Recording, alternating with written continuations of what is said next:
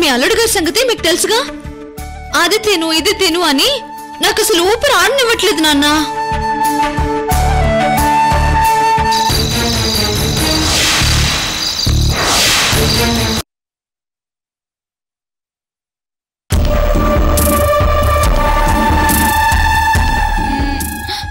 ఆ కాంతమ్మ నన్ను ఎర్రిదాన్ని చేసినది. ఈయనకు ఉద్యోగం రానందుకు అప్సెట్ అయ్యి నన్నేమంటాడో ఏమో.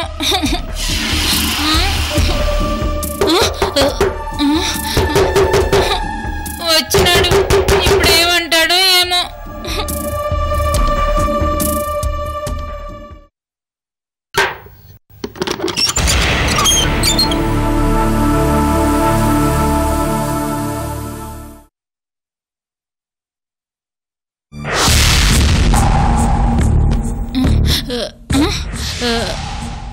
ఏమున్నదయ్యా ఇందులో? నీకోసం ఒకటి తెచ్చాను, సర్ప్రైజ్. సర్ప్రైజా?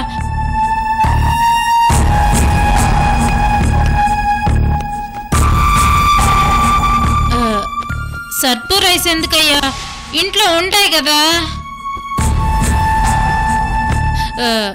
ఏం చెప్పవేందయ్యా? సర్ప్రైజ్ ఎందుకు తెచ్చినావు? రైస్ లో సర్ఫ్ వేసుకుని తిందామని.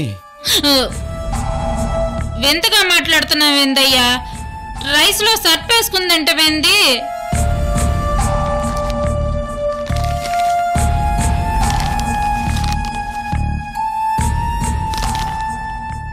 ఇవిగో జీతం డబ్బులు.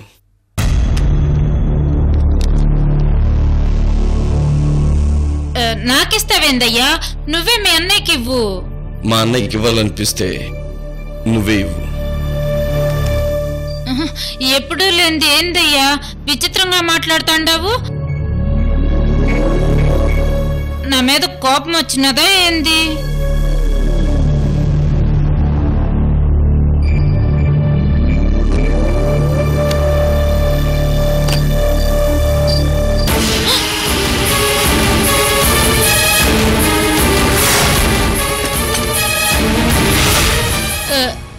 నీకు బెల్ట్ ఉండదు కదయ్యా, ఈ బెల్ట్ ఎందుకయ్యా?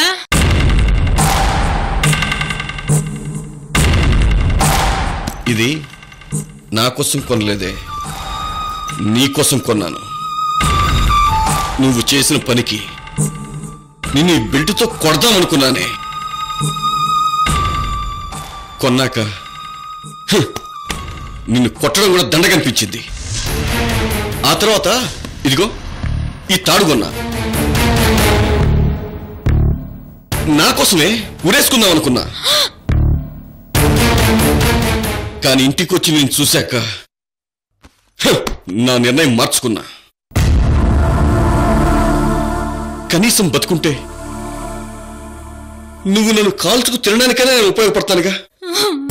నన్ను క్షమించండి అయ్యా. నువ్వెందుకయ్యా చావడం? నన్ను ఆ బెల్ట్తో కట్టి చంపేయ్యా, ఆ తాడితో ఉరేయ్యా. నా మొగుడు పెద్ద ఆఫీస్ రావాలని ఆశపడినాను తప్ప, దర్జాగా కారులో తిరుగుతాడనుకున్నాను తప్ప. నిజంగా రత్నప్రభకి ఫోన్ చేసినానయ్యా. ఆ కాంతమ్మ ఫోన్ ఎత్తి గొంతు మార్చి నన్ను మోసం చేసినాదయ్యా. ఆ మోసం తెలిసిన దగ్గర నుంచి నేనెంత బాధపడినానో మీకేం తెలుసయ్యా? అసలు నేనేం తప్పు చేసినాను? మనం ఎప్పుడు ఒకళ్ళ కాళ్ళ దగ్గర బతకాలా? నేను నిజంగా మారినానయ్యా. మేము కడపోళ్ళం, అస్సలు అబద్ధం చెప్పాం. నేను నీకు ఫోన్ చేద్దని చెప్పానా? నువ్వు విన్నావా? విన్నావా? ఏం చేయమంటావయ్యా? నాకు ఆశ ఉండాది, అది చంపుకోవటం చేత కావట్లేదు. అందుకే నువ్వే నన్ను చంపే చంపే చంపే చంపే.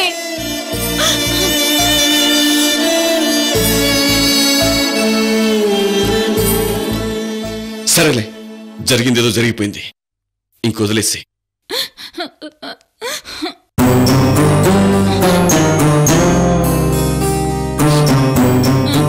మరి నాదో చిన్న కోరిక తీరుస్తావా?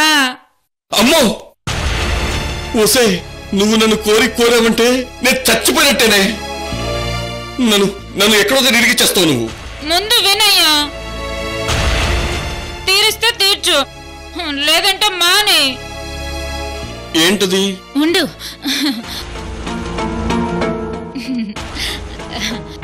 నాకు అర్జెంటుగా ఇవి కావాలి అంతే. మామిడికాయలు, చింతకాయలు, జీలకర్ర, బెల్లం, స్వీట్స్, పట్టుచీర. ఏమే, ఎందుకు ఇవన్నీ? తెస్తావా లేదా? తెస్తానంటేనే చెప్తాను. సరే తెస్తాను, చెప్పవే ఎందుకు? నాకు మధ్యాహ్నం కళ్ళొచ్చినదయ్యా. అలివేని కడుపుతో ఉండదంట. నాకు చింతకాయలు, మామిడికాయలు అన్ని నేను లిస్టులో రాసినవన్నీ చెప్పినది. పుట్టింటి తరఫున మనం సారి తీసుకెళ్దామయ్యా.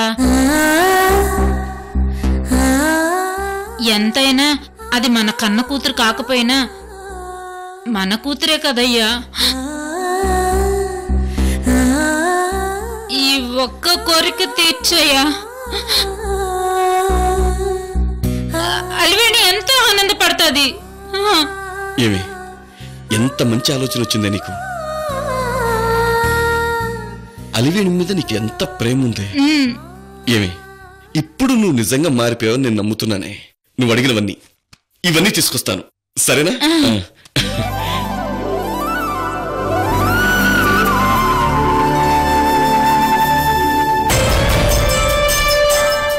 ఉస్సే కాంతమ్మా, నన్నెర్రిదాన్ని చేసినావు కదూ, నిన్ను వదిలిపెట్టను. అలివేణికి సారిస్తున్నానన్న వంకతో అక్కడికొస్తా, నీ గోప గుయ్యమనిపిస్తా. అలివేణి నా ఇంటికి రాణించేయాలన్న నీ ఆరాటాన్ని తిప్పి కొడతా. వాళ్లే నిన్ను బయటికి గెంటేలా చేస్తానే. నీతో పాటు ఆ మయూరిని, దాని మొగుణ్ణి ఆ ఇంటికి దూరం చేసి నేను దగ్గరవుతాను. దేని మీదైనా చంద్రకళ కన్ను పడితే దాన్ని సొంతం చేసుకోవాల్సిందే. అది ఆస్తైనా ఇంకేదైనా.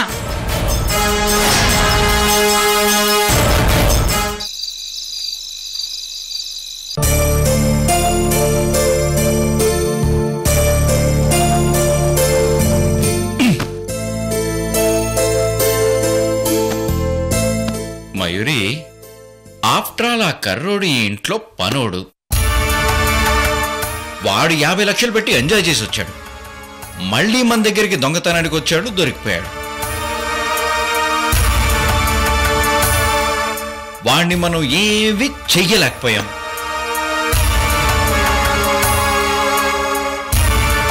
నేను మయూరికి మొగుణ్ణి కదా, మరి నేనెందుకు వాడిలో కనీసం 50% కూడా ఎంజాయ్ చేయలేకపోతున్నాను?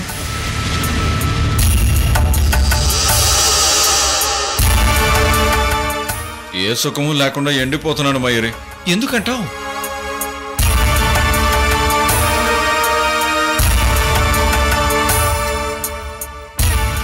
శశి, వాడు కర్రోడు, నువ్వు ఎర్రోడివి. కర్రోడు కావాల్సింది చేసుకుంటాడు, ఎర్రోడు ఏమి చేసుకోలేక ఏడుస్తూ ఉంటాడు. నేను ఎంత ఎర్రోడినైనా మయూరికి మొగుణ్ణే కదా. మయూరికి మొగుడంటే నువ్వు గ్రేట్ గా ఫీల్ అవుతున్నావు కదూ? అవును మయూరి. అయితే నువ్వనుకునేది రాంగ్ శశి. ఎందుకు? మయూరికి మొగుడంటే చేసిన పాపాలకి శిక్ష. అమ్మా మయూరి. బామ్మగారు రండి, కూర్చోండి. ఏం కూర్చోవడంలే అమ్మా, 4 రోజులుండి పోయేదాన్ని. ఏదో నా మనోరాల కడుపులోంచి నలుసువుడు పడితే చూసుపాదో ఆరటం తప్ప నాకు కావాల్సిందేముంది? అమ్మాయి, నేను అడుగుతున్నాను ఏమి అనుకోకపోతే అబ్బాయిని చూస్తే గుండె తరుక్కుపోతుందమ్మాయి. మీ వదినేంటమ్మా సొంత మనుషులయ్యుండి అబ్బాయినింటికి కాపలా పెట్టి ఇంత ఘోరంగా ప్రవర్తిస్తుంది? ఇష్టం లేకపోతే పమ్మనాలు గాని ఇలా అవమానించడం మాత్రం చాలా ఘోరం అమ్మాయి, ఘోరం. వాళ్ళెప్పటి నుంచో పొమ్మంటున్నారు బామ్మగారు. మాకే పోయే కాలం రావటం లేదు, పోవటం లేదు. ఆయన ఎక్కడ పోతారులే నాయన, చావొచ్చేదాకా ఈ ఇంట్లో పడి చావాల్సిందేగా.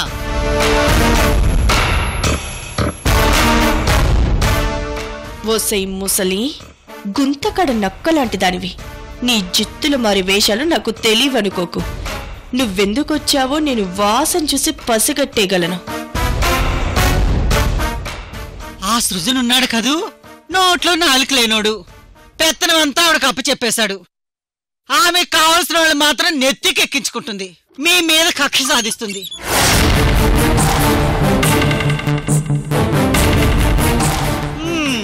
నాదేముందమ్మా, 4 రోజులుండి పోయేదాన్ని. ఎవరు మాత్రం ఏం చేస్తాం? మా తలరాత బాగోకపోతే మీరు మాత్రం ఏం చేస్తారు బామ్మగారు? అంతేలే అమ్మా. అది కాదు గాని, మీకు ఎంతో కొంత ఓ 10వ పరకు ఇచ్చి మిమ్మల్ని ఓ దారి చేస్తే చూసేవాళ్ళకి ఎంత బాగుంటుంది. 10వ పరకు అయితే ఎప్పుడో ఇచ్చేసేవాళ్ళు బామ్మగారు. మేం వాటా కోసం ఎదురు చూస్తున్నాం. అదెప్పుడు రావాలి? అదొచ్చే లోపల మాకు వృద్ధాప్యం వచ్చేసేలా ఉంది. ఏంటి, మీరు వాటా కోసమే? అది ఏ రకంగా వచ్చిద్దమ్మా? నాకెందుకులే, 4 రోజులుండి పోయేదాన్ని. అమ్మాయి, ఉండబట్టలేక అడుగుతున్నాను, మొత్తం ఆస్తి ఎంతుంటుందంటావు? నీకు తెలిసే ఉంటుందిలే. అయినా నాకెందుకులే. భలేవారే బామ్మగారు, పెద్దవారు, పైగా మనవరాల్నిచ్చి పెళ్లి చేసినోళ్ళు. మీరు అడగడము న్యాయము, మేము చెప్పడము ధర్మము. ఎందుకులే అమ్మా, డబ్బు మాయదారిది, మనుషుల్ని వేరు చేస్తది. మీరు తప్పకుండా తెలుసుకోవాలి బామ్మగారు.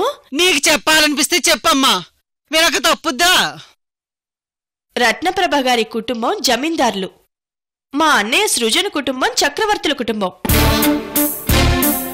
ఆవిడికి శ్రీకాకుళం నుంచి నెల్లూరు వరకు ఆస్తులుంటే, మా అన్నయ్యకి మాత్రం కోదాడ నుంచి కరీంనగర్ వరకు ఆస్తులున్నాయి.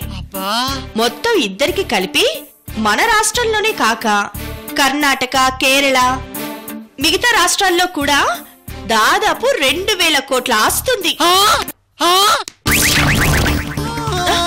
అయ్యో బామ్మగారు, బామ్మగారు, బామ్మగారు, వాటర్ తీసుకురా బామ్మగారు. ఇదిగో బామ్మగారు, లేవండి. ఏమైంది బామ్మగారు? ఇంత ఆస్తి పెట్టుకుని మిమ్మల్ని ఎందుకమ్మా రాచి రంపాన పెడుతుంది? అన్నయ్య సృజన్కి నాకు ఆస్తి ఇవ్వాలనున్నా ఆయనకి అధికారం లేదు. అదేంటమ్మా, మొత్తం రత్నప్రభ గారి పేరునే ఉందా?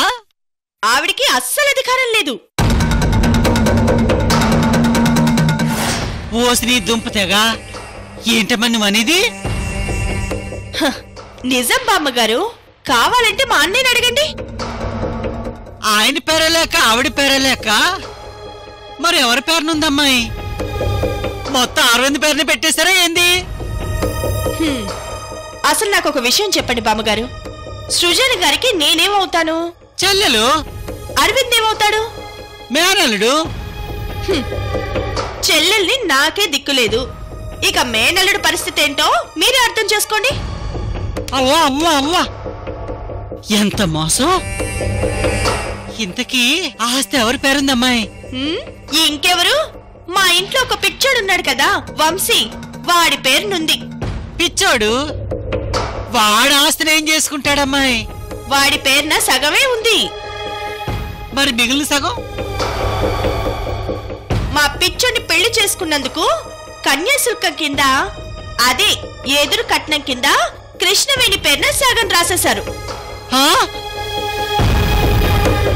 ఇదిగో మయూరి, నువ్వు చెప్పిందంతా నిజమేనా? కావాలంటే రేపు మా అన్నయ్యని అడగండి. మేనల్లుడు అరవింద్ మా కొడుకుని ఇంత మోసం చేస్తారా? అసలు ఆ పిచ్చోడికి ఆస్తి ఇచ్చుకుంటే ఇచ్చుకోమానండి, కాని వాటితో సమానంగా అరవింద్ కూడా వాటా ఇవ్వాల్సిందే. దిక్కులేని ఉంది కదా అని ఆ కృష్ణవేణి చేరదీశాం. అది మాకేదో పొడుస్తున్నట్టు నాటకమాడి ప్రైవేట్లు చెప్పడానికి వచ్చి మిమ్మల్ని అందరినీ బొట్లో వేసుకుంది. అది ముందే ప్లాన్ వేసుకుని నా మనవరాలు గొంతు కోసింది.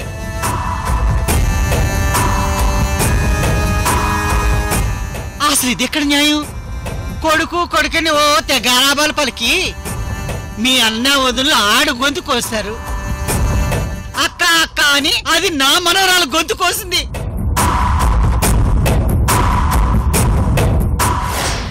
బామ్మగారు, కొన్ని రోజులు పోతే మీ అరవింద్ అలివేణి కూడా రోడ్డును పడాల్సిందే. కనీసం మాకు తల దాచుకోవడానికి ఈ కొంపైనా ఉంది. కడుపుతో ఉంది, ఈ వంశానికి వారసుడినిస్తున్నాడు, అది ఇది అన్నారు. ఇప్పుడు అర్థమైంది వీళ్ళు తమలపాకుల మీద సున్నం రాస్తున్నారు అని. అబ్బో, ముని మనవడో మనవరాలో పుడుతున్నారని తెగ సంబరపడుతున్నట్టున్నారు. బిడ్డకి కొన్న ఉయ్యాల మీద కూడా మీకు హక్కు ఉండదు.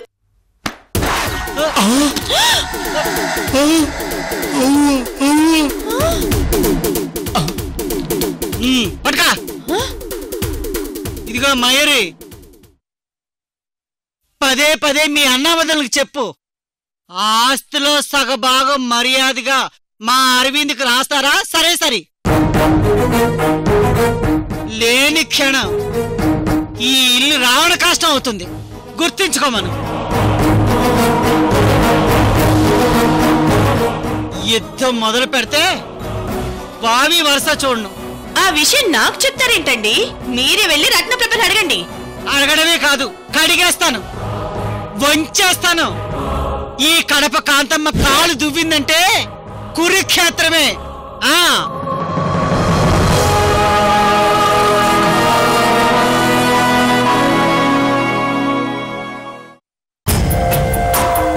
మయూరి,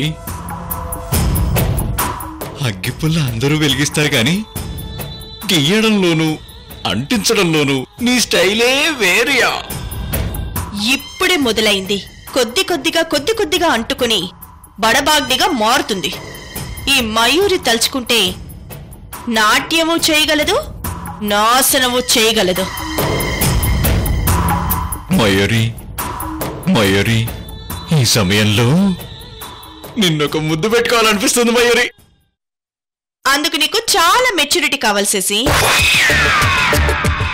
నేర్చుకో, నన్ను చూసి నేర్చుకో. ఏంటి నేర్చుకునేది? నాకేం అర్థం కావడం లేదు, నా తలంతా పగిలిపోతుంది. రత్నప్రభ, రత్నప్రభ, రత్నప్రభ, రత్నప్రభ,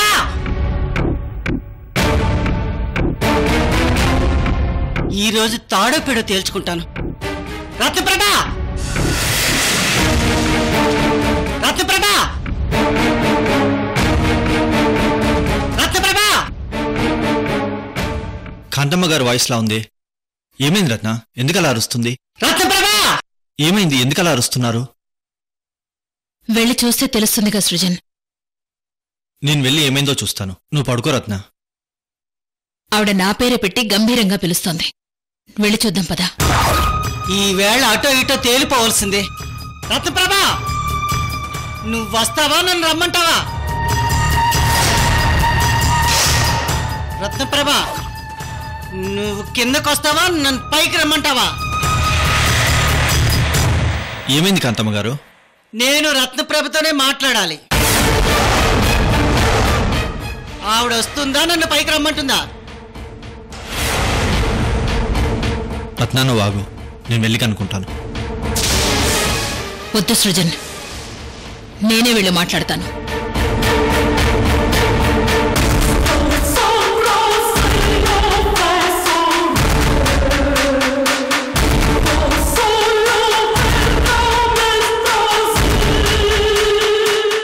ఏమైంది కాంతమ్మ గారు? ఏమైందా? అడిగేవాళ్ళు లేరనుకున్నారా? అడగడం చేత కాదనుకున్నారా? కాంతమ్మ గారు, ఏం మాట్లాడుతున్నారు? నువ్వాగు సృజన్, దేని గురించి అడగాలనుకుంటున్నారు? అరవింద్ నా మనవరాలు అలివేణి ఆస్తిపాస్తుల గురించి. అలివేని అరవింద్ల ఆస్తిపాస్తులేంటి? మీరు ఆగండి సృజన గారు. మీరంటే కాస్త కూస్త గౌరవం ఉంది. ఈవిడి గారితో ఈ విషయం తేల్చుకున్నాక మంచి చెడు ఏమైనా ఉంటే మీతో తేల్చుకుంటాను. చెప్పమ్మా రత్నప్రభ. ఎవరి ఆస్తుల గురించి ఏమడుగుతారు? నా మనవరాల ఆస్తి గురించి.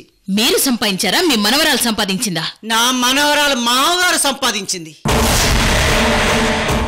ఆ మామగారు నాన్నగారు సంపాదించింది. వాళ్ళ నాన్నగారు సంపాదించిన ఆస్తుల గురించి. ఇలా చెప్పుకుంటూ పోతే తరతరాల ఆస్తుల గురించి. మా తరతరాల ఆస్తి గురించి మాట్లాడడానికి మీరెవరు? నా మనవరాల అమ్మకు అమ్మని.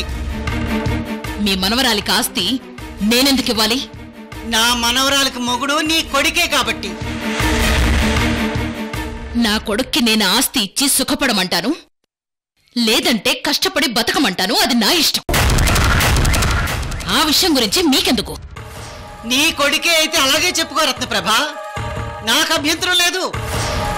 కానీ ఇప్పుడు వాడు నా మనవరాలికి మొగుడు. ఆస్తి ఎవను అడుక్కోవడానికి చెప్పిస్తానంటే నేను చూస్తూ ఊరుకోను. నేను మామూలు కాంతమ్మను కాను, కత్తులతో కాపురం చేసిన కాంతమ్మను. మీరు ఒరిజినల్ కాంతమ్మో డూప్లికేట్ కాంతమ్మో నాకు అనవసరం. మీరు మనుషులతో కాపురం చేశారో లేక కత్తులతో కాపురం చేశారో కూడా నాకు అనవసరం. అనవసరంగా నా కుటుంబ విషయాల్లో తలదోర్చకండి.